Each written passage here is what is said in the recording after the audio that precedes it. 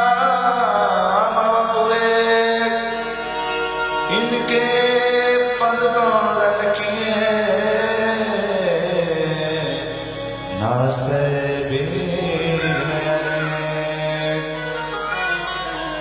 कि जय जय श्री राधा रमण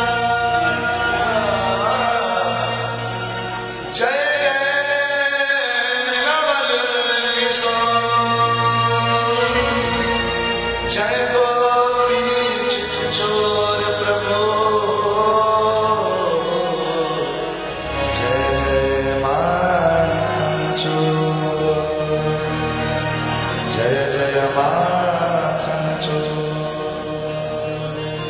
बोलिए भक्तवत्सल भगवान की जय सच्चिदानंद भगवान की जय श्रीमद् भागवत महापुराण की जय। आइए अपने मन और वाणी को पवित्र करने के लिए किंचित क्षण भगवान का पवित्र नाम का आश्रय लें।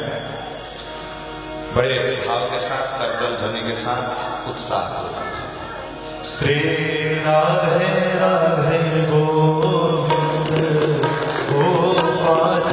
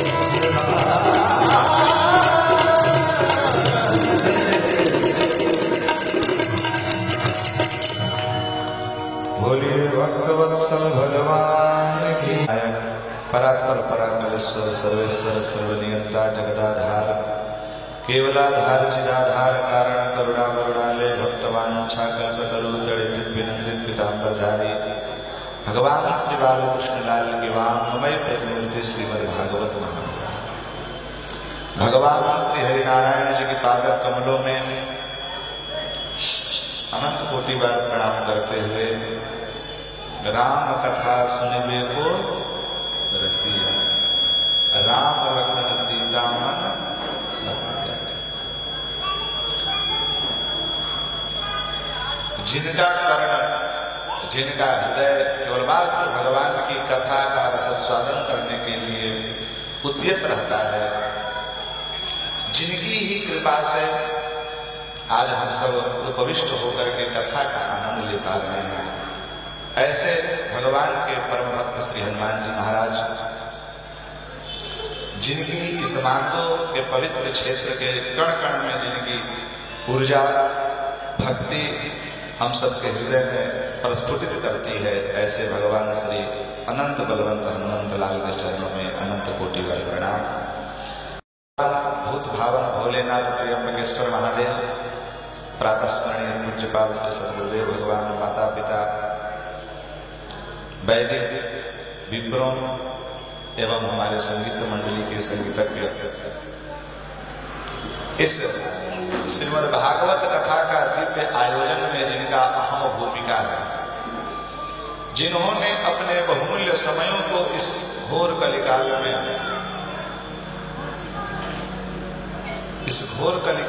भी अपने समयों को जो धर्म कार्य में जो नियोजित कर रहे हैं, ऐसे समस्त त्रयंबक महादेव मंदिर के कमेटीगण, इस भगवान श्री हनुमान जी के चरणों में जिनकी सेवा रह रहे ऐसे सज्जन वृंद, विद्वत जन वृंद एवं जिनकी उपस्थिति से यह सभागार अत्यंत शोभायमान हो रहा है, और जिन्होंने माँ भगवती सीता के जो जीवन है उस जीवन के चरित्रों को अपने चरितार्थ कर रही हैं, उन्हीं के पद चिन्हों पर अपने जीवन को अग्रसरित कर रही हैं। ऐसे हमारे भक्ति स्वरूपा, मातृ स्वरूपा, शक्ति स्वरूपा हमारे माताएं एवं आप सबको भी सिया राम में करो प्रणाम, उस भाव से आप सबको भी प्रणाम। अत्रैव बहवः जनाः विराजन्ते ते विद्वत् जनाः विद्वद्वरण्याः अस्माकं तेषामपि चरणयोः भूयो भूयः प्रणमाञ्जलिः। दुर्लभो मानुषो देहे देहिनां क्षणभङ्गुरः, दुर्लभो मानुषो देहो देहिनां क्षणभङ्गुरः, तत्रापि दुर्लभं मन्ये वैकुण्ठं योगी दुर्लभम्। दुर्लभो मानुषो देहो, अयं देहः दुर्लभः, दुर्लभः भूत्वा अपि क्षणभङ्गुरः। क्षणभंगुर जानते हैं? क्षणभंगुर का अर्थ होता है कि क्षण में जो भंग होने वाला है। कांच का गिलास देखे होंगे आप लोग, कांच का गिलास हाथ में लेकर के जिन ही हाथ से छूटता है नीचे गिरते ही टूट करके बिखर जाता है। वैसे ही इस मानव का शरीर है, ये बहुमूल्य है। मानव तन पाना आसान नहीं, सहज नहीं है। कबहु करी कृपा नर देहि, भगवान बहुत कृपा करते हैं तब जाकर के मनुष्यों का यह तन हम लोगों को प्रदान करते हैं। भगवान यदि चाहते तो हम लोगों को गधा बना करके छोड़ देते, कुत्ता बना करके छोड़ देते, मुर्गा बना करके छोड़ देते, किसी कसाई के हाथों से काटे जाते आज। लेकिन भगवान की कितनी कृपा है कि आज हम सबको सुंदर देह को दिया है। मनुष्य जब उस गर्भ अवस्था में रहता है, जीव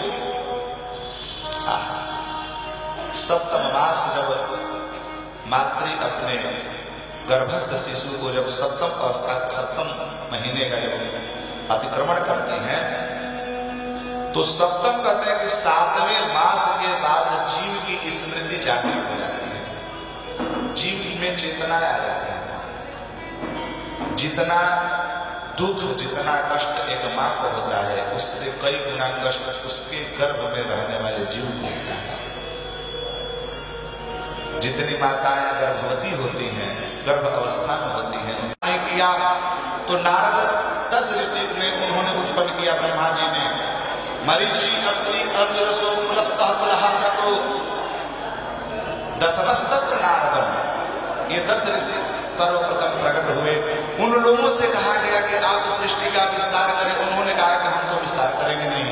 तो ब्रह्मा जी को क्रोध हुआ और उन्हीं के क्रोधाभाव से, क्रोधावेश से उनके भ्रू मध्य भाग से एक रुद्र प्रकट हो गए। बोले रुद्र भगवान की जय। रुद्र जी जब प्रकट हुए, उनसे कहा गया कि आप सृष्टि की रचना करें। तो महाराज भूत, बैताल, पिशाच, डाकिनी, साकिनी आदि प्रकट होने लगे। ब्रह्मा जी ने कहा कि आपके हृदय में बहुत ही अत्यंत क्रोध भरा पड़ा है, आप चले जाइए हिमालय में, वहीं पर हिमालय में जाकर के खूब आनंद के साथ तपस्या में लीन हो गए। तब उन्होंने मैथिली सृष्टि रचना की। ब्रह्मा जी ने अपने दाएं भाग से मनु और बाएं भाग से शत्रुपा, मनु और शत्रुपा से हम सबकी सृष्टि का संचार वहां से प्रारंभ होगा। अब ध्यान से सुनिएगा, बोलिए भक्त वत्सल भगवान।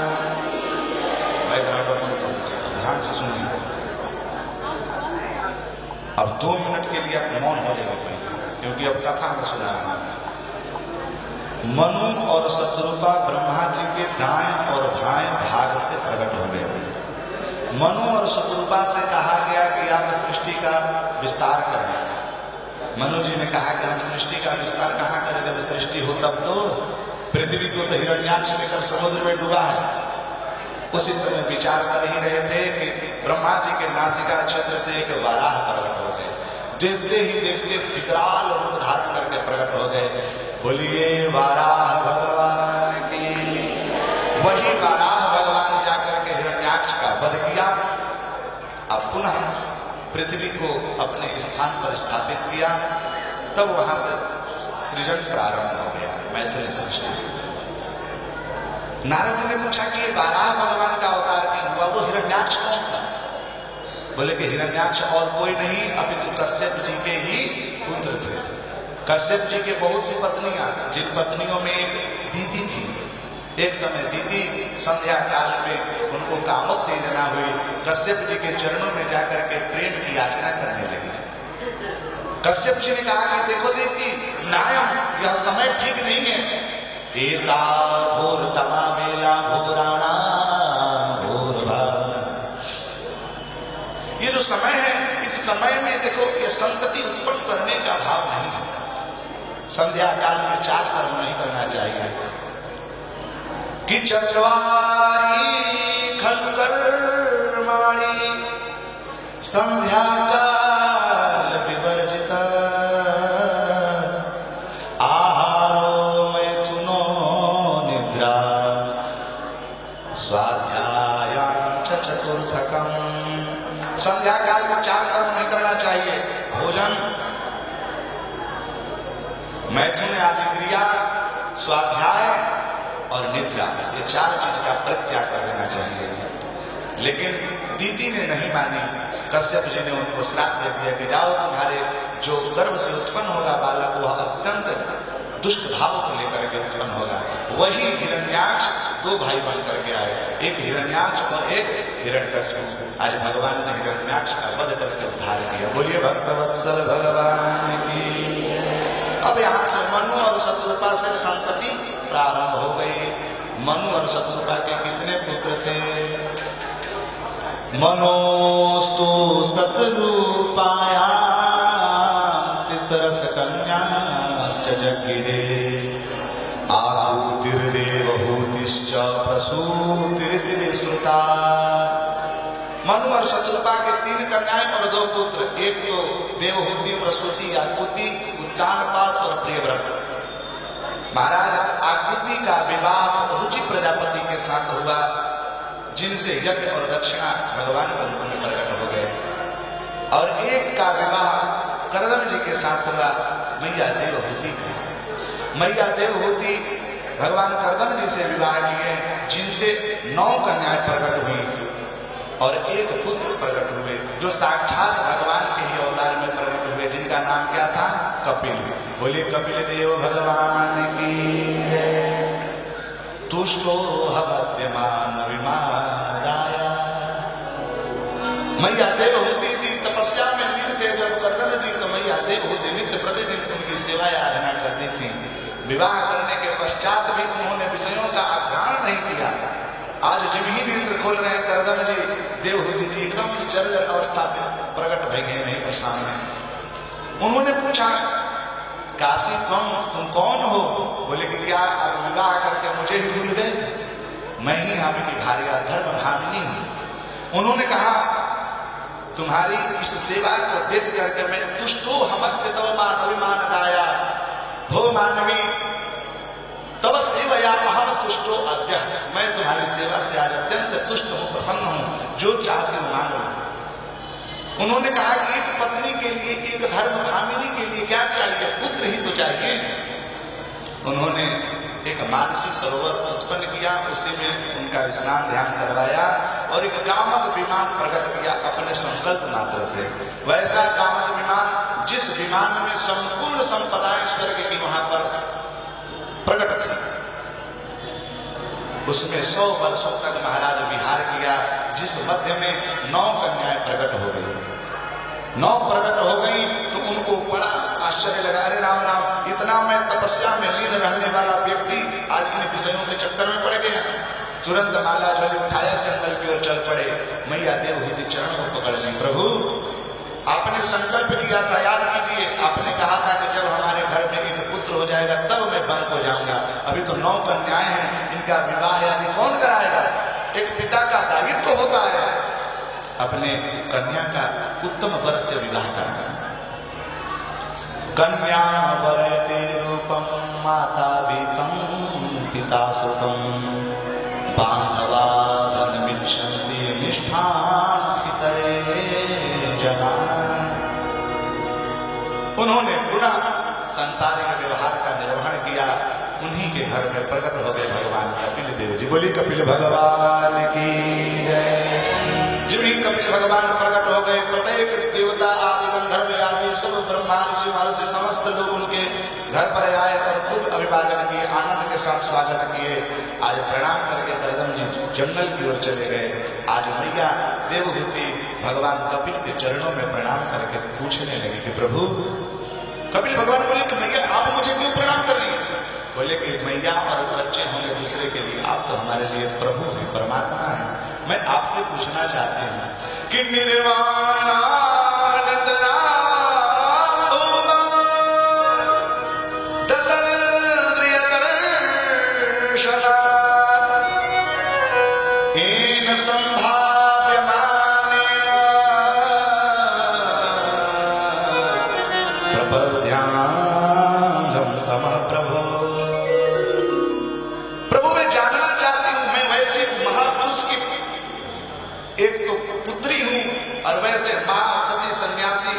योगी सन्यासी की मैं धर्म पत्नी हूं। हमारे घर में और हमारे जीवन में किसी भी प्रकार के विषयों की कमी नहीं थी। अरे महाराज, ऐसा कोई भी व्यक्ति नहीं होगा जिन विषयों को सुख प्राप्त किया होगा जो मैंने नहीं की। साक्षात मनु की मैं पुत्री हूं, लेकिन इन विषयों का सेवन करते करते, इन इंद्रियों को तृप्त करते करते आज मैं थक गई, फिर भी इंद्रियां तृप्त नहीं है। कि जीर्णा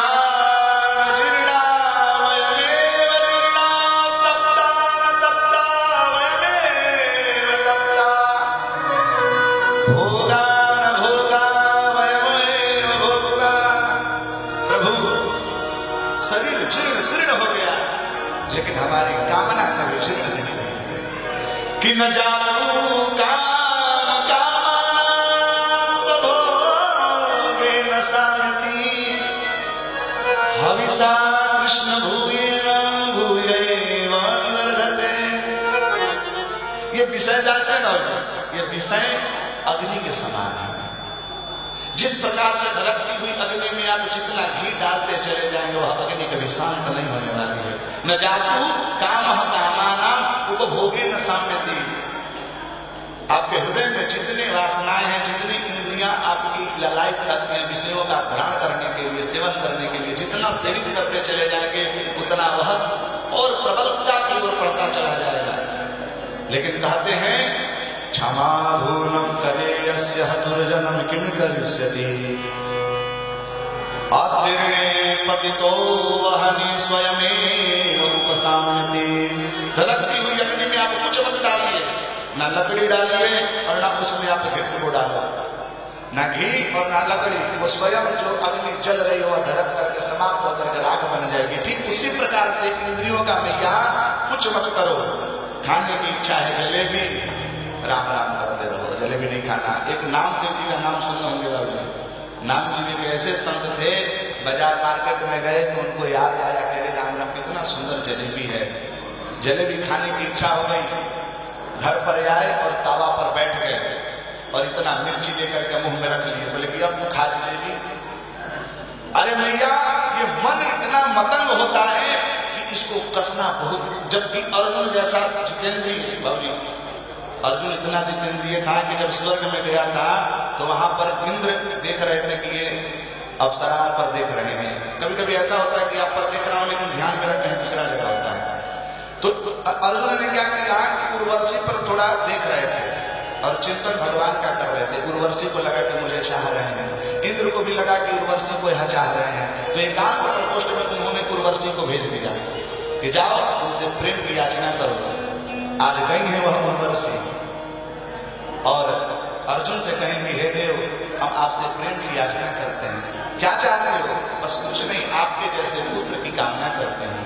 अर्जुन ने कहा कि हे देवी, आप हमसे पुत्र की क्यों कामना करना चाहती हैं? मैं ही आपका पुत्र बन जा रहा हूं। ऐसा जितेंद्रिय कि साक्षात विषय उपविष्ट है, फिर भी उस विषय को उन्होंने ग्रहण कर नहीं किया। अब वह अर्जुन भगवत गीता के 5वें अध्याय में पूछ रहे हैं कि चंचलम ही मना कृष्ण प्रमाति बलवदृढ़ं असंशयं समग्रं वायोरिव सुदुष्करम्। प्रभु, ये मन इतना चंचल है कि वायु जिस प्रकार से मुट्ठी में वायु को कस नहीं पाएंगे, उसी प्रकार से मन को भी कोई पकड़ नहीं पाएगा। प्रभु, ये चंचल मन को कैसे समझाएं? भगवान ने भी एक शब्द में उत्तर दे दिया कि ये मन चंचल जितना मन है, इसको कोई बस नहीं कर सकता।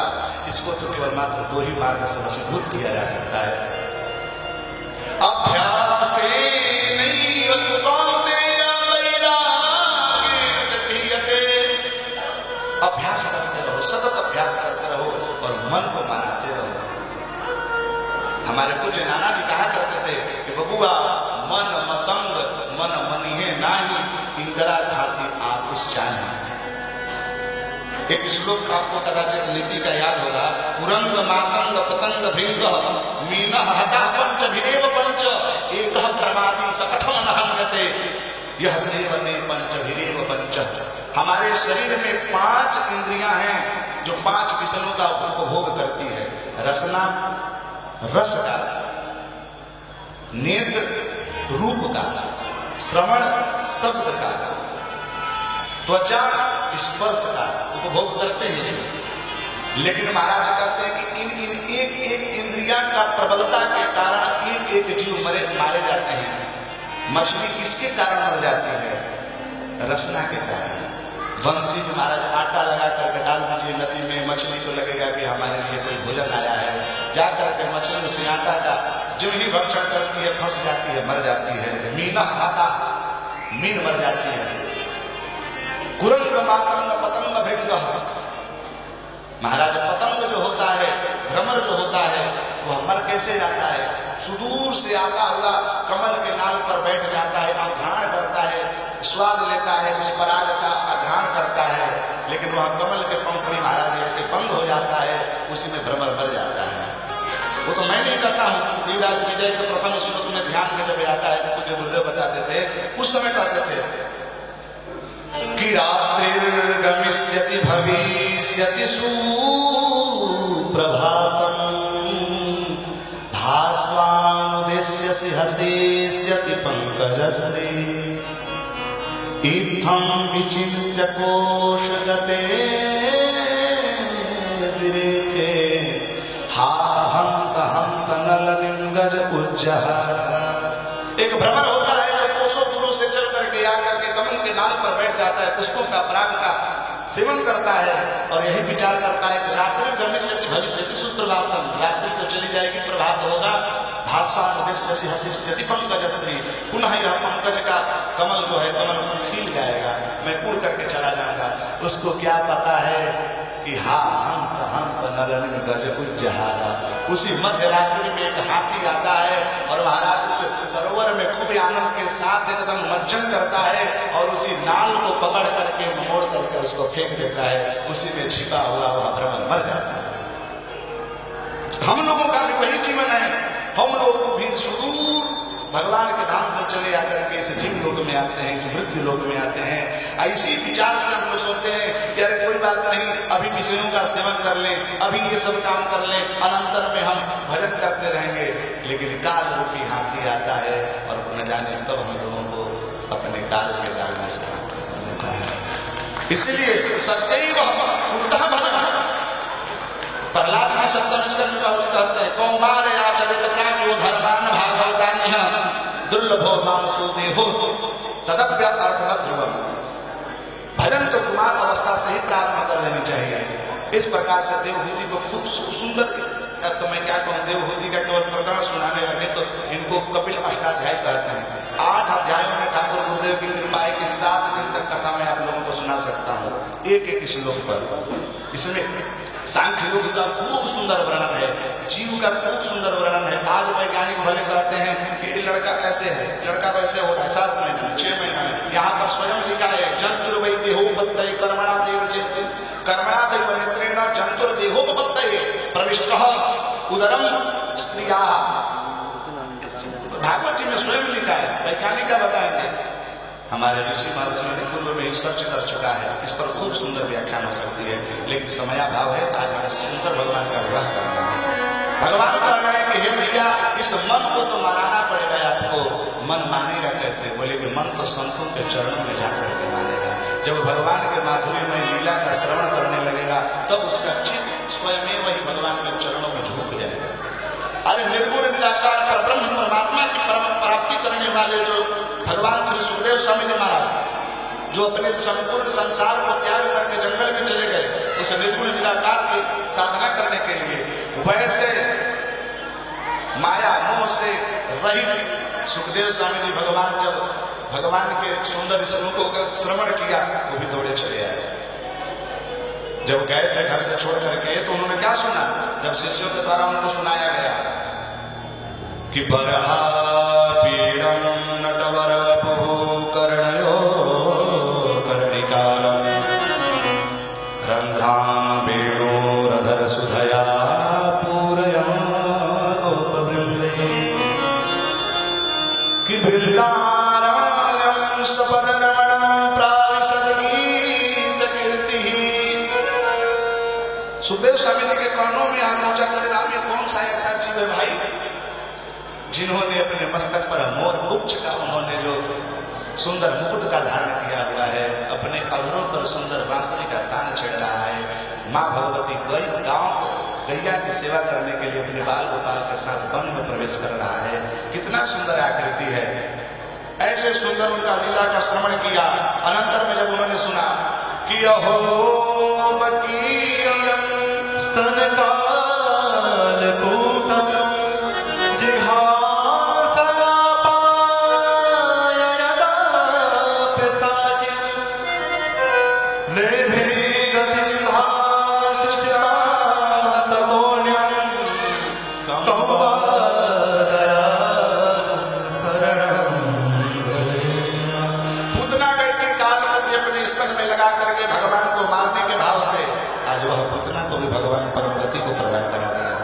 ऐसे दिव्य लीलाओं का श्रवण करो भैया। अरे लीला कहाँ मिलेगा? तो लीला तो संतों के चरणों में मिलेगा, जहाँ सत्संग होता है। सुंदर उपदेश दिए। आज कपिल जी का उपदेश सुन करके मैया भगवती पवित्र हो गई और उनका शरीर जो है निर्मल हो गया, वहीं पर जल के रूप में परिणित हो गई। बोलिए माँ भगवती देवहूति की जय, कपिल भगवान की जय। तो प्रसूति का चरित्र और देवहूति का चरित्र हमने श्रवण किया। अब आते हैं मैया भगवती सती का चरित्र। एक थी आकुति, जिनका विवाह दक्ष प्रजापति के साथ हुआ। पति के बहुत कन्याएं हैं, जिनके कन्याओं से 13 कन्या तो धर्म के साथ ब्याही गई और 3 कन्याएं बची जो स्वाहा नाम करके थी, वो अग्नि देव के थे। जो हम लोग स्वाहा स्वाहा बोलते हैं अग्नि, वो अग्नि के पत्नी का नाम स्वाहा है। तो स्वाहा नाम की पत्नी का विवाह अग्नि देव से किया गया और स्वधा नाम की जो कन्या थी, उनका विवाह पितरों से किया गया। हम लोग स्वधा करते हैं। 3 चीजें हैं, नमः, स्वाहा और स्वधा। व्याकरण में यदि पढ़ेंगे तो चतुर्थी विभक्ति करने वाले एक वार्तिक ही है। नमः स्वधा स्वधा वलम योषट योगाच्च इति सूत्रेण चतुर्थी विभक्ति भवति।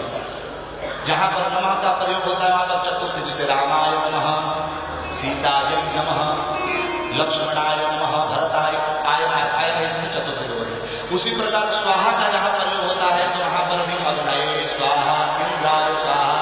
उसी प्रकार स्वधा का जहां पर प्रयोग होता है वहां भी चतुर्थी विभक्ति होती है। पितरों के लिए आता है, जैसे पितृभ्यः स्वधा। तो स्वधा स्वधा करते हैं जब हम लोग तर्पण करते हैं तो। लेकिन एक कन्या बची जिनका नाम सती था और महाराज सती का विवाह हुआ भगवान भोलेनाथ जी से। सुखदेव स्वामी जी का परिचय भोले बाबा से विवाह तो हुआ, लेकिन उनका कोई एक भी संतान नहीं हुआ। बोले क्यों? बोले कि संतान होने से पूर्व ही मैया भगवती सती अपने देहों को परित्याग कर दी। किसके लिए? अपने पति का अपमान को देखकर। बोले कब की बात है? बोले कुछ समय की बात है जब दक्ष प्रदेश भय जही काला अति अभिमान हृदय ही आवा। जब दक्ष प्रजापति के रूप में परिणत हुए, उनको पद पर प्रतिष्ठित किया गया। समाज ऐसा बैठा हुआ था, सभागार में सब लोग आनंद के साथ बैठे थे। दक्ष जी प्रवेश किए तो सब लोग उत्थान होकर के, मैंने खड़े होकर के उनका अभिवादन किया, लेकिन भगवान ने खड़ा होकर के अभिवादन नहीं किया। खूब अपमान लगा। इस पर भी बहुत व्याख्या कर सकता हूँ, लेकिन समय अभाव है। अब उन्होंने बोलिए भक्तवत्सल भगवान की जय।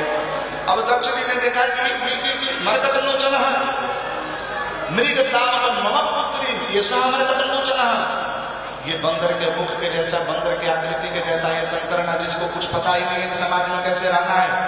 बताओ, मैं इतना बड़ा दक्ष प्रजापति के रूप में बैठा हूं, इसको अभिवादन भी करने नहीं आता। सब लोग खड़े होकर बैठा है। आज मैं कह रहा हूं कि जो व्यक्ति शंकर के साथ संबंध रखेगा वो मेरे से संबंध फिर नहीं रखेगा। उसी में हमारा अस्तित्व में हुआ। भगवान के गणों ने दक्ष प्रजापति को श्राप दिया कि तू बहुत दुख में कर रहा है, तो जा आज से तेरी जो मुख है वो बकरे के लग जाएगी। भगवान को प्रणाम करके चले आए यहाँ हिमालय पर। अब एक समय की बात है कि इसी चीड़ को लेकर के, अब ध्यान से सुनिएगा, बोलिए भक्तवत्सल भगवान। मैं नहीं बोलूंगा, या तो आप ही लोग बोल लीजिए, नहीं तो मैं ही बोल दूं, या दो काम में से एक होगा। ध्यान से सुनिए। दक्ष प्रजापति ने विचार किया कि शंकर का अपमान का बदला कैसे लिया जाए, तो उन्होंने क्रोधावेश कनखल में जग किया। पूजा करनी चाहिए, पाठ करना चाहिए, यज्ञ करना चाहिए, लेकिन ईर्ष्या से नहीं। दक्ष ने बाबूजी ईर्ष्या पूर्वक जग किया। यहाँ पर प्रश्न उठ सकता है, अरे राम राम, यज्ञो वही नारायण साक्षात, यज्ञ साक्षात नारायण है, और यज्ञ पूजन करने पर दक्ष का कदम कैसे कट गया, यद्यपि वही मुख्य यजमान है। महाराज, यज्ञ करने से किसी का कभी हानि नहीं होता। हानि तब होता है जब उस यज्ञ का उद्देश्य विपरीत हो।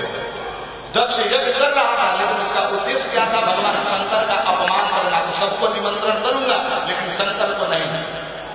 इस उद्देश्य से कनखल में यज्ञ करा। अरे महाराज, चतुर्थ स्कंद में स्वयं यहाँ पर लिखा है, ऐसा भागस्तु रुद्रो यस् अस्य भागः रुद्रस्य वर्तते।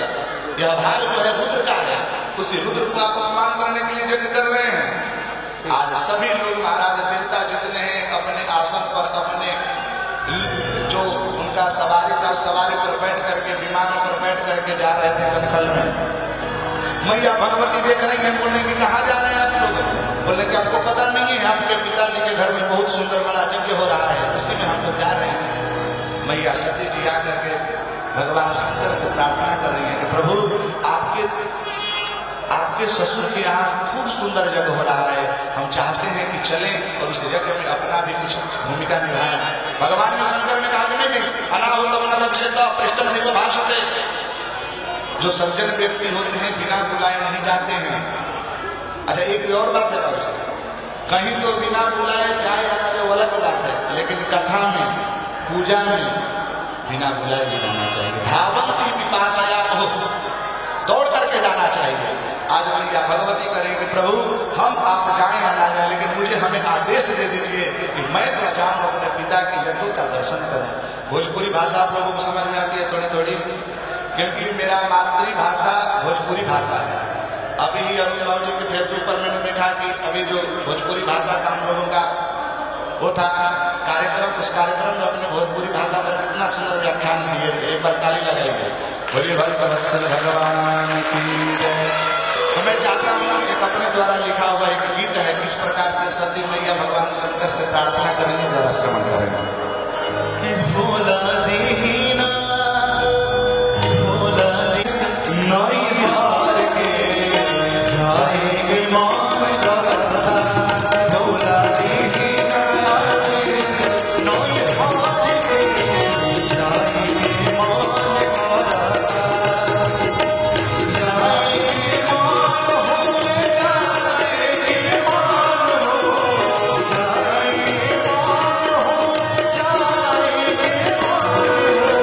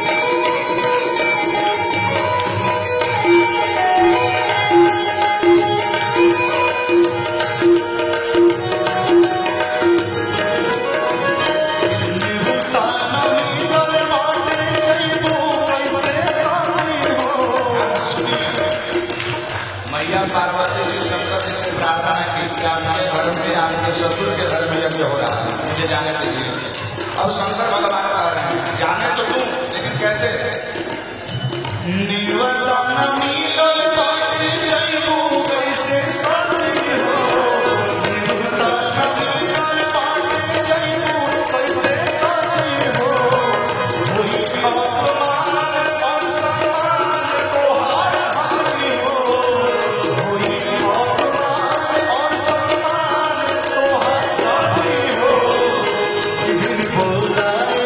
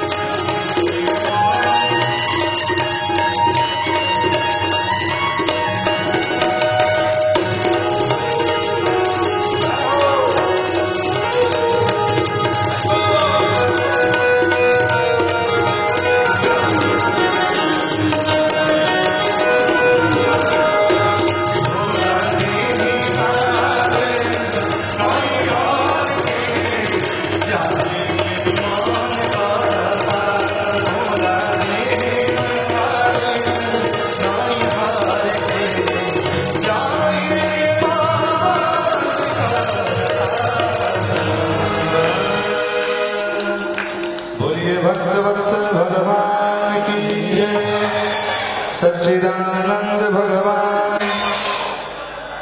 मैया भगवती सती पहुंची राजा दक्ष के यज्ञशाला में। सब लोग तो मिले, बहन लोग मिली तो अत्यंत मुस्कुरा रही है। अरे राम, तुम भी आ गई, हमने सुना कि तुम्हें तो मिलता ही नहीं मिला, चलो कम से कम आ तो गई, अपना ही घर है। मैया पहुंची, जब दक्ष के सामने गई तो दक्ष की बात नहीं कर रहे थे।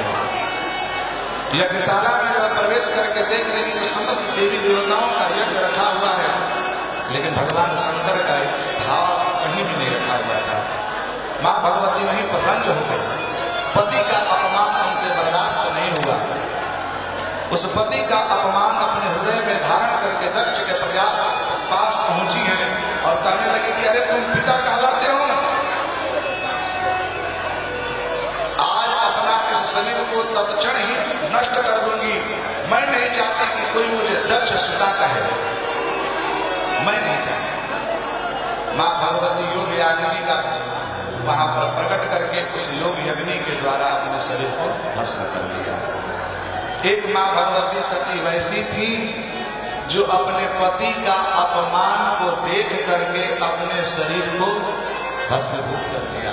एक हम लोग भी पत्नी हैं जो अपने पति का अपमान अपने मुंह से ही करते हैं।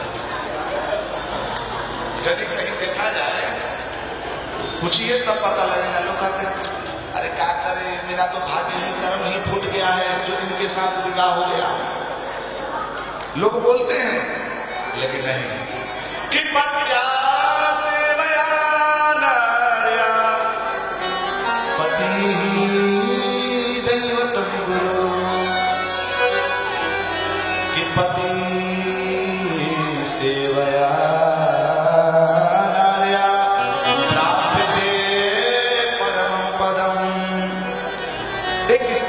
सर्वस्व तो केवल मात्र पति ही होता है।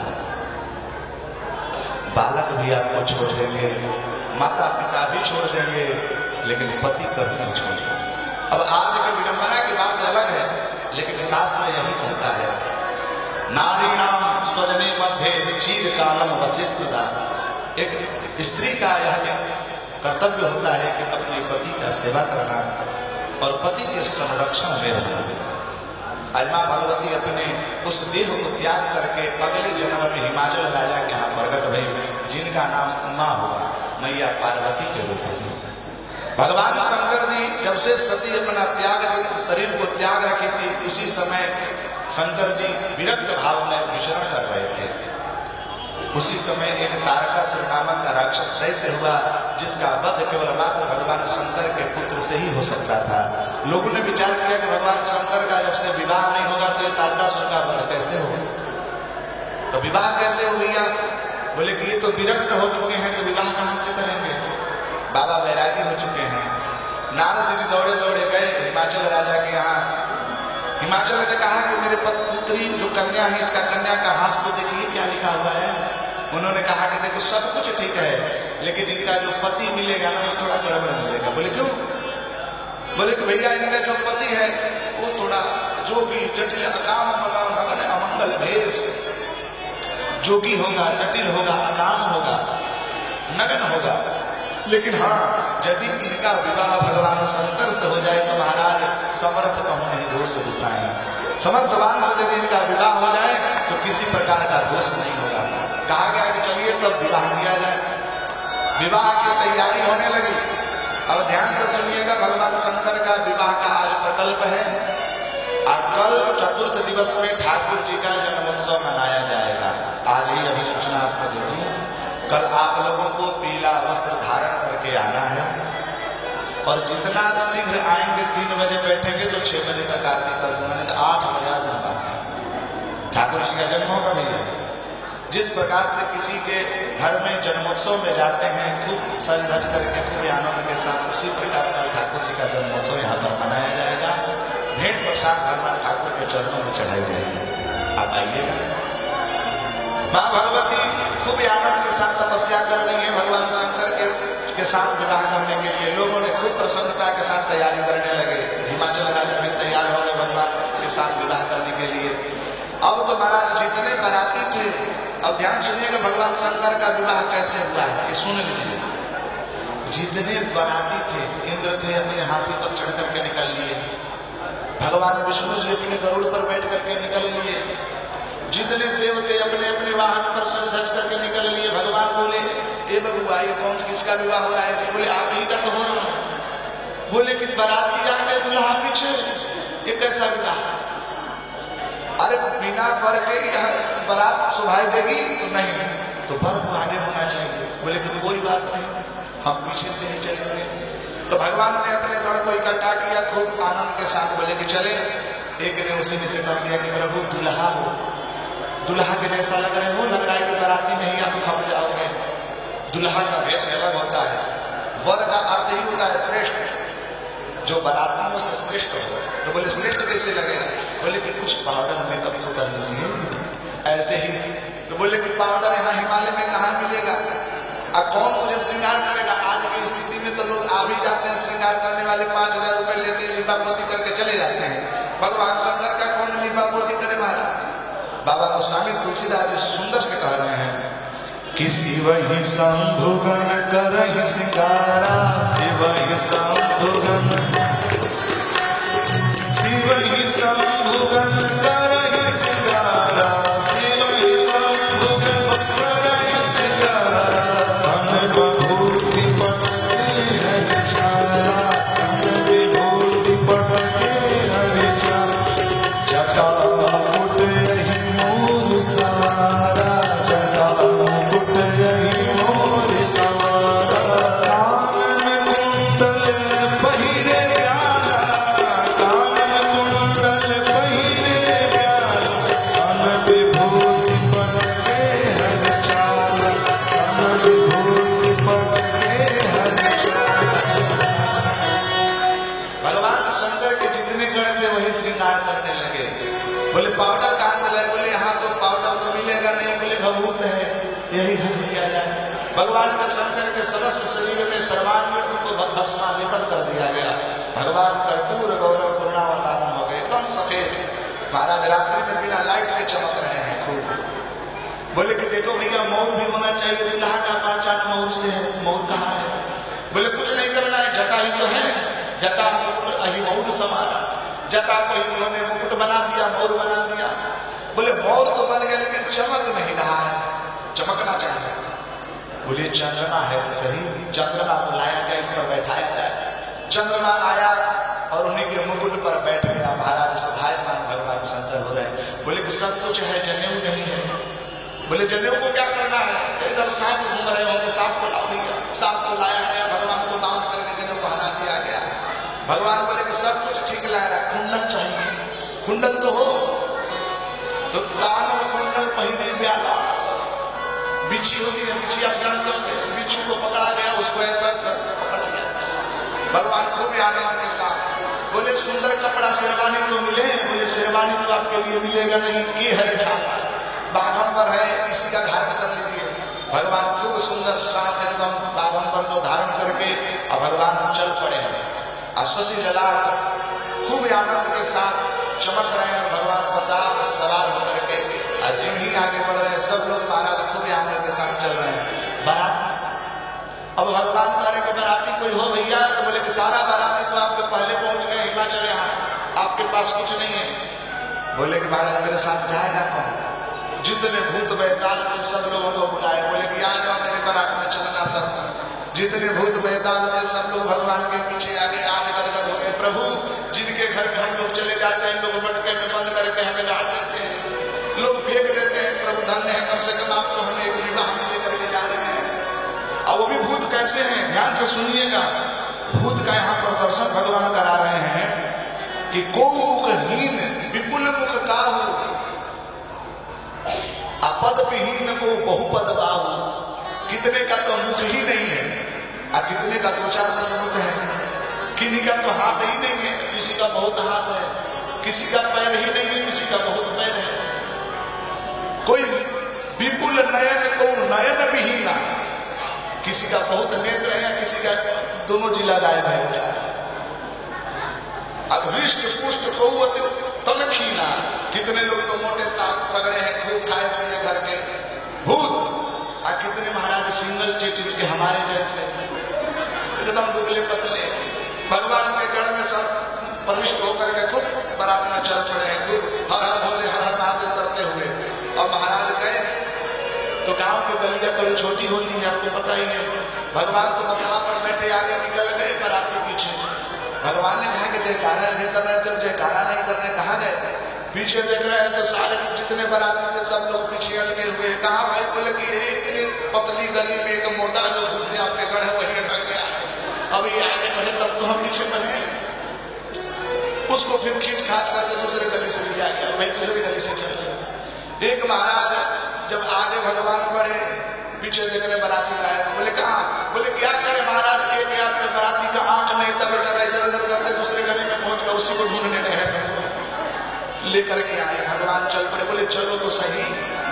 भगवान गए हैं हिमाचल, यहाँ जितने लोग थे महाराज देख करके तर तर तर तर भागने लगे गांव के लोग। मैया जो भगवती पार्वती की जो मैया थी, आरती लेकर के थाल पहुंची। आप सब जानती हैं कथा। आरती का थाल लेकर के जिन्हीं ऐसे तो बेचारी डर तो गई ही थी कि बाप रे बाप, कैसा विधाता ने मेरे कन्या के जीवन में बल का स्वीकार कर लिया है। अरे राम राम। लेकिन क्या करें, अब हम सूर्य राम का उन्होंने आरती का थाल सजा करके भगवान शंकर को जिन्हें परिचय कर रही है। ध्यान दीजिएगा, भगवान शंकर के गले में सर्प। और सर्प को अग्नि से बड़ा डर लगता है। जिन्हें एक बार घुमाए तो पीछे हो गए। बोले कि चलो आज बारात है, भगवान के कार्य में विघ्न नहीं डालेगा।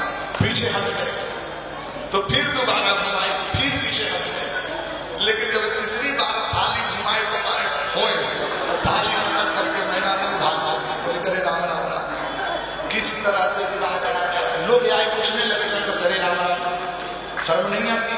अशुभ हो गया, अशकुन हो गया। बोले कैसे?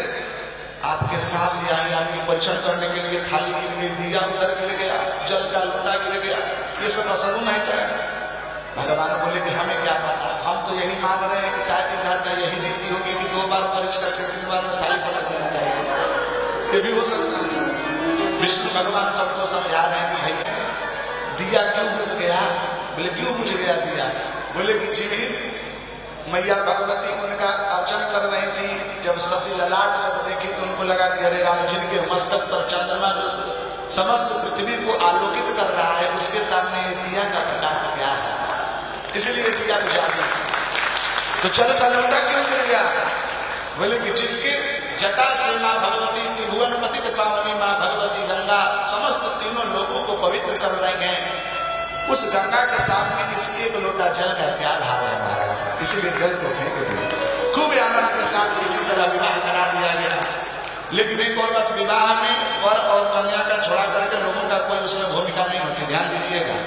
शास्त्र कहता है बाबू जी, कन्या वरयते रूपम माता पीतम पिता सुतम बांधवा धन विक्षंति निष्ठानम इतरे जना। एक विवाह में 4 लोग होते हैं। कन्या होती है, कन्या का ना मिठाई से मतलब है ना धन दौलत से मतलब है। कन्या तो चाहती है कि एक सुंदर वर मिल जाए ताकि मैं समाज में कह सकती हूँ कि यही मेरे हैं। अब कला कलौटा मिल जाए तो कहीं पार्टी में गए तो कोने में जाकर के बैठेंगे, लोग पूछेंगे पति का है तो पता नहीं, इधर इधर देखो लो क्या कहीं करिया मिले हैं, करिया का भैंस बराबर। कन्या वरयते रूपम, मैं नहीं कह रहा, शास्त्र कहता है। माता चाहती है कि करिया मिले, चाहे मोटा मिले, चाहे ठेडना मिले, बस नौकरी वाला मिले ताकि मेरी बेटी जहां पर जाए सुखी रहे। ये भी तो है। पिता चाहता है कि रूप मिले, चाहे धन मिले, चाहे न मिले, लेकिन उसका सम्मान होना चाहिए, खानदानी होना चाहिए। पिता चाहता है कि कुल खानदान पहले पूछते किस गोत्र के हो, पूछते कि नहीं पूछते।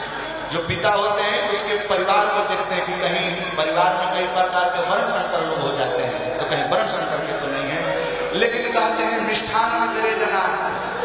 लेकिन जो बाराती में लोग जाते हैं उनको ना कन्या से मतलब ना दुल्हा से मतलब, मिष्ठान उनको खाने से मतलब है। अभी तो देख रहे हैं बफर सिस्टम, वो तो भगवान की कृपा होगी कि बफर सिस्टम चल पड़ा, नहीं तो गाँव के लोगों में 12 बज जाते थे लोगों को भोजन करने। अब तो होता है कि जयमाल हुआ जी तो नहीं कहते छोड़ो ना जयमाल का, इधर बफर चालू करो, लोग खाने के लिए आए हुए टूट पड़ते हैं महाराज। तो मिष्ठान में तेरे जना। तो भगवान का विवाह तो हुआ, लेकिन जितने बाराती थे कहे कि भैया भोजन, उतने दूर से आए हैं भोजन के लिए। तो बोले कि भोजन की व्यवस्था है, ठंडी का समय है, स्कूल में लोग टिके हुए हैं, विद्यालय में, तो विद्यालय में तो देवता लोग हैं, आपके घर कहाँ है? बोले कि भूत बैताल के लिए व्यवस्था करनी पड़ेगी, कहीं भी खेत खलिहान में पड़े रहेंगे, महाराज के लिए व्यवस्था करेंगे। देवता लोग को खा करके आनंद ले रहे हैं, भूत बैताल। अब लोग परेशान, इनको खिलाएगा कौन भैया? फिर भी किसी तरह से उनको व्यवस्था करी गई कि चलो भैया लाइन में लग जाओ, पंक्तिबद्ध हो जाओ, तुम लोगों को भोजन कराया जाएगा। भगवान लाइन में लगाए। अब एक महाराज पतल परोसने लगा, पतल परोसने के बाद खीर लेकर के चला। अब जो ही एक पंक्ति में चला तो खीर लेकर के खड़ा रहा। लोगों ने कहा कि भाई खड़े क्यों हुए, आगे तो बढ़ो। बोले कि कैसे बढ़ो, इसका तो मुख ही नहीं है, तो कहाँ नीचे से आवाज भाई उससे तुझे क्या, तू अपना काम कर। खीर डाल देगा। अब महाराज एक कलछुल बिना मुख वाले के दे दिए, एक कलछुल आगे बढ़े तो देखेंगे बिल्कुल मुख का हो। इसमें कितना कलछुल खीर दे दे भाई? बोले कि कोई बात नहीं, जितना है बाल्टी रख दे भाई। बाल्टी रख दिए, आगे पहुंचे, हाथ ही नहीं। अब ये खाएगा कैसे, टेंशन। एक ने खीर लेकर के बैठा खड़ा रहा। लोगों ने बोला कि परोस क्यों नहीं रहे हो? बोले कि मैं देख रहा हूँ कि खाएगा कैसे। बोले कि खाने का टेंशन इसका है, तुम तो अपना काम करो। किसी तरह से परोसा गया महाराज। खूब आनंद के साथ जितने गण थे सब भोजन प्रसाद पाए। सब लोगों ने भोजन प्रसाद दिया, खाया। लेकिन जो भगवान के जो बसहा बैल थे, सुन रहे हैं बात, वो बेचारा कोना में बैठे बैठे भगवान को देखते घूर घूर रहा है। भगवान ने कहा कि मुझे देख करके क्यों नाराज हो भाई? बोले कि सब लोगों का भोजन की व्यवस्था कर दी, हमें कुछ मिला, आपको ढो करके लेकर के आया, बैठा करके, आपको हमारे पर ध्यान ही नहीं आपका। भगवान ने कहा कि करना क्या है, जाओ ना, इतना सारा लगा हुआ फुलबारी भगवान में जाकर खाओ, प्रवेश करो। बस बैल गया महाराज उस बागवानों में, उस फुलबारी में जाकर के चल रहा है। उसी समय एक मैया जी उठ गई, जिसकी मालिक थी फूल तोड़ने वाली। बहुत महिलाएं होती हैं जो 2 बजे रात में फूल तोड़ देती है। नवरात्रि के पक्षों में देखिए, नवरात्रि में एक भी गुड़हल का फूल दिखाई नहीं देता, जितने मैया हैं सब 2 बजे ही तोड़ लेती हैं। अब उसी में एक फुलवारी में डोलची लेकर के गई थी फूल तोड़ने। देखिए कि बसहा मार करके भगाने लगे, और बसहा बेचारा भूखे चल रहा है। बात नहीं माना तो उसी डोलची को उठा करके दे बसहा और एक डोलची फेंक दी। भगवान प्रकट हो गए, बोले करे राम राम राम। सब लोग तो पूजन पाठ करते हैं, समर्पित करते हैं, दुनिया तो डोलची ही समर्पित करती है। लेकिन भगवान कहते हैं कि जो मुझे व्यक्ति देता है, यह तू प्रयच्छति तदहम अहम भी प्रयच्छामि, जो व्यक्ति मुझे देता है उसको भी मैं कुछ न कुछ देता हूँ। भगवान ने कहा कि आज तो मुझे डोलची दी है, इस डोलची को मैं स्वर्ण युक्त बना दे रहा हूँ। भगवान ने उस डोलची को सोना बना दिया और दे दिया। गदगद हो गई, महाराज दंडवत प्रणाम करने लगी। बोले कि छिपा करके ले जाना। बोले भावा, अब डोलची को महाराज छिपा करके जा रही थी। अब गांव के जितनी स्त्रियां थी सबने देखी, करे ये चोरी करके कहाँ लेकर ले जा रही हो। अब वो बेचारी रहा नहीं गया तो कहा अधिकारी मैं चुरा करके नहीं ले जा रही हूँ, बाबा आए हैं उस भगवान में। उनको डोलची मार करके मारी तो उन्होंने सोना बना करके दे दिया। अब जितने महाराज औरत मिली बोले कि अरे उस बसहा पैर को और उस बाबा को मारने पर सोना दे रहे हैं, जिस चीज से मारो वो सोना बन के आता है। ये तो डोलची ही मारी, लोढ़ा उठा लेते हैं हम लोग, कम से कम 5 किलो तो चले। अब किसी ने सूप उठाया, किसी ने लोढ़ा उठाया, किसी ने क्या उठाया, चलो संतति को मारो, सोना बन के आएगा। भगवान सोचे कि गलत उपदेश चला गया। और महाराज लोढ़ा आदि लेकर के भगवान को शंकर को मारने लगे। भगवान समझ गए कि वो ये तो महाराज अंधम ही वो अंधे कुपे पतंते, ये तो महाराज उसी समान हो गया कि एक कुआं में कूद गया तो सब लोग कुएं में कूद जाएंगे। भगवान बेचारे धोखरी से बोले कि अच्छा तुम लोगों को कुछ चाहिए ना? नहीं कहा। बोले कि देखो मेरे धोखरी में बेचारे हाड़ा गुड़नी ये सब जो मधुमक्खी थे ये लोग कुछ खाए नहीं थे। इन्होंने कहा कि यार तुम लोगों का भोजन मिल गया, निकल कर लोगों को। अब महाराज तेरी लोढ़ाया से भगवान शंकर को मारा गया। भगवान शंकर धोखरी खोल करके छोड़ दिए सब। अब महाराज हाड़ा गुड़नी उन लोगों को देह पलट पटाया, सब जगह चली भाग। बोली भगवत्सल भगवान की जय। इसी तरह से भगवान का विवाह हुआ, खूब आनंद के साथ पुनः कैलाश पर आए। उन्हीं से पुत्र जो उत्पन्न तारकासुर हुआ, क्या सदानंद जी हुए, कार्तिकेय हुए ना, कार्तिकेय जी ने तारकासुर का वध किए। बोलिए कार्तिकेय भगवान की जय। तो इस प्रकार से सती चरित्र चतुर्थ स्कंद में संपन्न होता है। तो हमने प्रथम स्कंद, द्वितीय स्कंद, तृतीय स्कंद, चतुर्थ स्कंद का श्रवण किया। चतुर्थ स्कंद में और वंशों का वर्णन है। 3 कन्याओं का वंश का वर्णन हमने समझ लिया, देवहूति, आकृति और प्रसूति। 2 पुत्र हुए थे जो उत्तानपाद और प्रियव्रत थे। तो उत्तानपाद के 2 पत्नी सुरुचि और सुनीति। सुनीति के गर्भ से भक्त ध्रुव जी उत्पन्न हुए और सुरुचि के गर्भ से उत्तम नाम करके बालक जन्म लिया। एक समय की बात है कि सूर्य पुत्रम अंकम आदाय, एक समय राजा उत्तानपाद अपने सुरुचि के पुत्र जो उत्तम था उसको गोद में लेकर के खिला रहे थे। बोलिए भक्तवत्सल भगवान।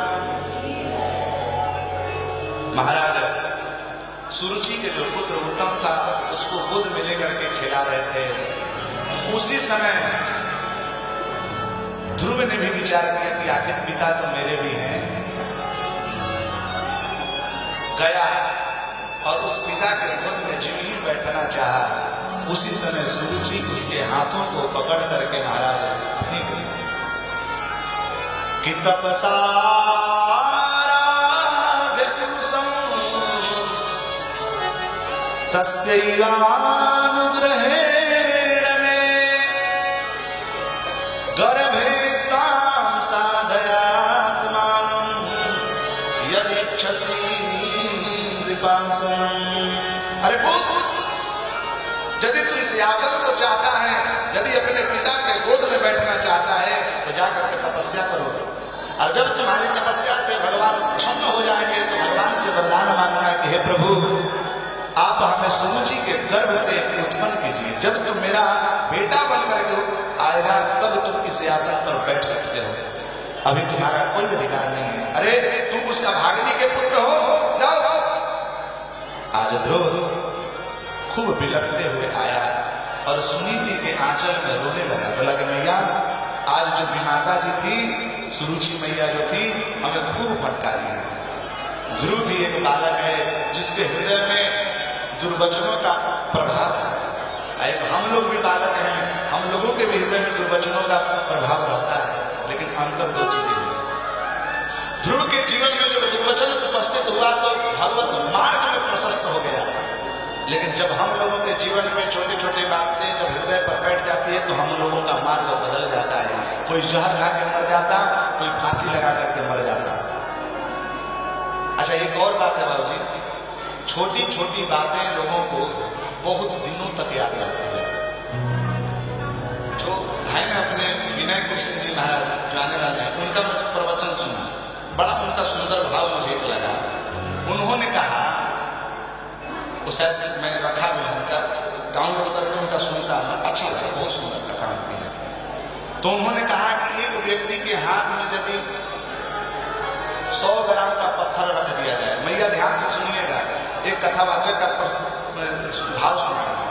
उन्होंने कहा कि एक हाथ में यदि 100 ग्राम का पत्थर रख दिया जाए, ऐसे छोड़ दिया जाए कि भाई ऐसे ही उस पत्थर को रखे रहना, तो ऐसे रखने पे अभी 100 ग्राम का भार लगेगा, लेकिन आधे घंटे के बाद वही 100 ग्राम का पत्थर 1 किलो का वजन जैसा प्रतीत होने लगेगा। यदि उसको 2 घंटे रखा जाए तो और उसका वजन बढ़ता चला जाएगा, 5 घंटे रखे तो और असहनीय दर्द होने लगेगा।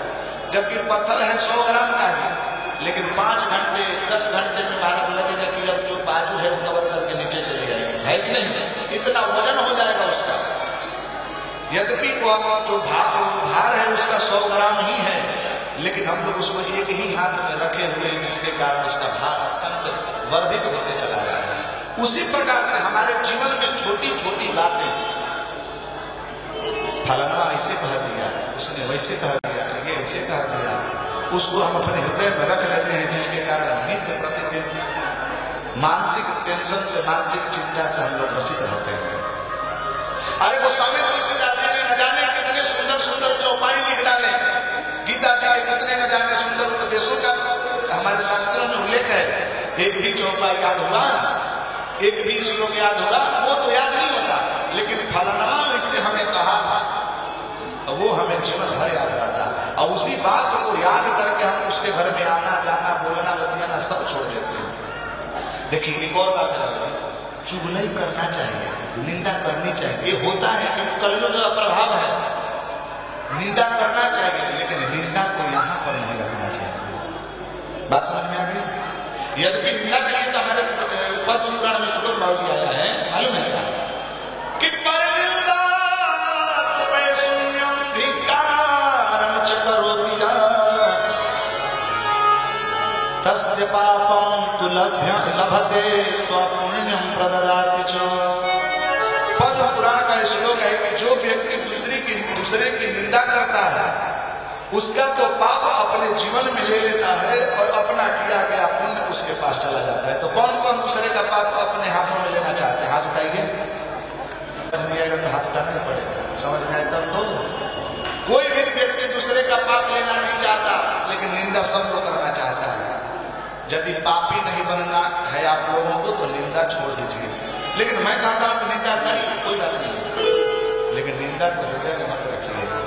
भगवान श्री भूत भावन भोलेनाथ का नाम क्यों पड़ा नीलकंठ? नीलकंठ नाम है क्यों? जटामुकुट सुरसर कसरा लोचन नलिन विशाल, नीलकंठ लावण्य निधि सोहे बाल विधुभाल। यही है ना? भगवान शंकर ने नीलकंठ उनका नाम क्यों पड़ा? क्योंकि उन्होंने विष का पान किया, किंतु पेट में नहीं, मतलब अंतः में उन्होंने धारण नहीं किया, ना बहिर्मुख किया। जब समुद्र का मंथन हो रहा था तो सब लोग, जब उसमें से काल विष निकला तो सब लोग दौड़ते दौड़ते चले गए भगवान शंकर के पास। देव देव महादेव भूतात्मा भूत भावन त्राहि शरणात्मा त्रैलोक्यम धनान विशाल। हे देव हमारी रक्षा करिए, हे देव हमारी रक्षा करिए, ये तो काल को विष समस्त त्रिलोकों को भस्म कर देगा। उसी समय महाराज भूत भावन भोलेनाथ ततः परतलिं कृत्वा व्यापी हाला हलम विषम अभक्षय महादेव कृपया भूत भावन। भगवान भूत भावन भोलेनाथ हाथों में लेकर के उस विष को पान कर लिया, लेकिन जिन ही पिए उनको मन में विचार, अरे राम राम, हृदय में तो भगवान राम बैठे हैं। क्या बैठे हैं? राम। अब महाराज ये काम रूपी, क्रोध रूपी, निंदा रूपी विष यदि हृदय में जाएगा तो राम बैठेंगे। जहां राम तहां काम नहीं, जहां काम नहीं राम। तुलसी कबम में तहस नहीं, रवि रजनी कठाम। भगवान ने विचार किया कि मुख से बाहर किया तो पूरा त्रिलोक भस्म हो जाएगा, और अंदर किया तो हृदय में बैठे राम जी समाप्त हो जाएंगे। मैया आप लोग भी यही कीजिए, मैं भी यही करूंगा। दूसरी से निंदा हम सुने, निंदा रूपी विष को ग्रहण करें, लेकिन मुख से बाहर किसी दूसरे के पास न निकालें, सुन करके यहीं तक रख दीजिए। हृदय में रख लेंगे तो दुख तो होता ही रहेगा कि फलनवा ऐसे कहा, फलनवा वैसे कहा। इसका मतलब कि निंदा हो, काम, क्रोध, मद, लोभ, नाना प्रकार के विष हो, उसको ग्रहण तो करें, किंतु न हृदय में रखें, न किसी दूसरे के पास को सुन करके छोड़ दीजिए। अब भगवान का जो दिव्य चरित्र है उनको श्रवण करके हृदय में धारण कीजिए। प्रविष्ट चरणरंधेन स्वानाम भाव सरोरुह धुनोति समनम कृष्ण तद पाद शरीरम था। दो कथा होती है, एक व्यथा एक कथा। जब व्यथा हमारे जीवन में आएगी, हमारे हृदय में आएगी, तो न जाने कितने दुखों को प्रकट कर देगी। लेकिन वही यदि भगवान की कथा आएगी, प्रविष्ट चरणरंधेन स्वानाम भाव सरोरुह धुनोति, धुनोति मतलब धू की धुनने धातु से धुनोति तुदादि प्रकरण में बनता है। व्याकरण के तुदादि प्रकरण है, प्रकरण 10 प्रकरण होता है ना, भुआदि, तुदादि, अदादि, चुरादि, ये सब गण आते हैं। जैसे भुआदि में भवति बनता है, चुरादि में चोरयति बनता है, तो उसी तनादि में तनोति बनता है। तो धून्य विधुनने धातु से धुनोति बनता है, जिसका अर्थ विधुनन करना, साफ करना। तो धुनोति समलम कृष्ण, भगवान कृष्ण की कथा हमारे हृदय में बैठ करके हृदय के जितने कलमश है उसको धून देता है, साफ कर देता है, समाप्त कर देता है। तो वह कथा हमारे जीवन में आनी चाहिए। ध्रुव आज भगवती मैया के चरणों में गया है, वो रोने लगा। मैया करे मैं तुम्हारी माँ नहीं हूँ, माँ तो वास्तव में वही सुरुचि है जो तुम्हें ज्ञानोपदेश दी की तपस्या जा करके करो। आज के कौन ऐसे पिता हैं जो अपने पुत्र को साधु और संत बनाए? सब लोग चाहता है इंजीनियर बन जाए, सब लोग चाहता है कि डॉक्टर बन जाए, लेकिन साधु संत कोई नहीं बनाना चाहता है। माता पिता बालक न बुलावा है, उदर भरे सोई धर्म सिखावे। डॉक्टर तो बनिए, इंजीनियर बनो आप, लेकिन कम से कम अपने संस्कारों को जागृत रखें, संस्कार से युक्त रहें। आज ध्रुव गया है भगवान का ध्यान करने, भगवान का चिंतन करने के लिए। मध्य मार्ग में नारद जी मिले, नारद जी ने ज्ञानोपदेश दिया, नमो भगवते वासुदेवाय का दिव्य उपदेश दिया। उसी उपदेश को धारण करके 6 महीने तक वह 6 वर्ष का बालक ध्रुव तपस्या, घोर कठिन तपस्या किया। भगवान ने आज उसका दर्शन करने के लिए प्रकट हो गए। जो ही भगवान उसके सामने प्रस्तुत हुए, बोले कि बाबू नेत्र तो खोलो। भगवान के दिव्य छवि को अपने हृदय में धारण किया, वह ध्रुव नेत्र नहीं खोल रहा है। भगवान समझ गए कि मेरा दिव्य छवि इसके हृदय में प्रकट है। उसी छवि को उन्होंने जिन्हीं बहिर्गत किया, व्याकुल हो गया ध्रुव। जिन्हीं नेत्र खोला तो देखा कि वही छवि जो हमारे हृदय में था, भगवान आज साक्षात प्रकट हुए हैं। चरणों में गिर करके हृदय करने लगा। आवाज तो नहीं देती, पढ़ा लिखा था, नहीं स्तुति करना चाहता था। भगवान समझ गए, अपने दिव्य पांचजन्य से शंख से उसके कपोलों का स्पर्श किया मात्र से उसके दिव्य ज्ञान प्रकट हो गए हृदय से। सुंदर स्तुति करने लगा। योऽन्तः प्रविश्य मम वाचमिमां प्रसूता संजीवयत्यखिल शक्तिधरः स्वधाम्ना अन्यास्तहस्तचरणं श्रवणं त्वदादि प्राणनमो भगवते पुरुषाय तुभ्यं। हे प्रभु, जन्म जन्मांतरों से हमारी जो बुद्धि, हमारा जो चित्त सुसुप्ति अवस्था में था, आज आपका स्पर्श पा करके जागृत अवस्था में हो गया। प्रभु मूकम करोति वाचालम पंगुम लंघयते। भगवान की जिसके ऊपर कृपा होती है, गूंगा व्यक्ति भी वाचाल बन जाता है, लंगड़ा व्यक्ति भी पर्वत को लंघन कर जाता है। इस भाव के साथ ध्रुव ने खूब आनंद के साथ भगवान का ध्यान किया, स्तुति की। भगवान उसको राजपाट दे दिए। 36,000 वर्ष तक ध्रुव ने राज किया। पुनः उत्तम यक्षों के द्वारा मारा गया।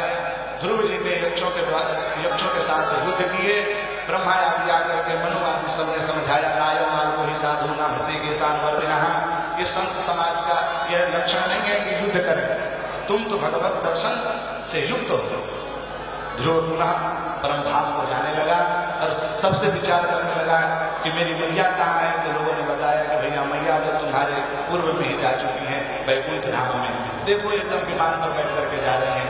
जिस कुल में, जिस घर में यदि संत प्रकट हो जाते हैं, जिसके घर में संस्कार से युक्त जब बालक का जन्म होता है, तो कहते हैं कि वह कुल जो है 3 कुल को पवित्र कर देता है। मातृकुल, पितृकुल और पूर्वज, ये तीनों का पवित्र कर देता है। बोलिए भक्तवत्सल भगवान की।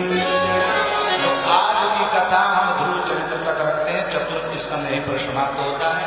इन्हीं के वंश में राजा अंग आते हैं, बेन आते हैं। बेन जो नास्तिकता, न इष्टव्यम, न होतव्यम, न दातव्यम, जो कुछ ये कहता है कि भाई आज जब याद मत करो, नास्तिक बनता है, ऋषियों के द्वारा श्रापित होकर के भस्म हो जाता है, शरीर का मंथन किया जाता है। राजा पृथ्वी जी आते हैं, पृथ्वी जी ने पृथ्वी का दोहन करते हैं। प्रकार से चतुर्थ स्कंद संपन्न होता है। कल हम सब जड़ भरत जी का चरित्र श्रवण करेंगे और भगवान श्री ठाकुर जी का जन्मोत्सव मनाएंगे। बोलिए भक्तवत्सल भगवान की जय, सच्चिदानंद भगवान की जय। आइए एक छोटा सा भजन कर लें, उसके बाद आरती में प्रवेश करेंगे। बोलिए भक्तवत्सल भगवान रावण बिहारी लाल की जय। तेरी मर्जी का मैं हूँ बुला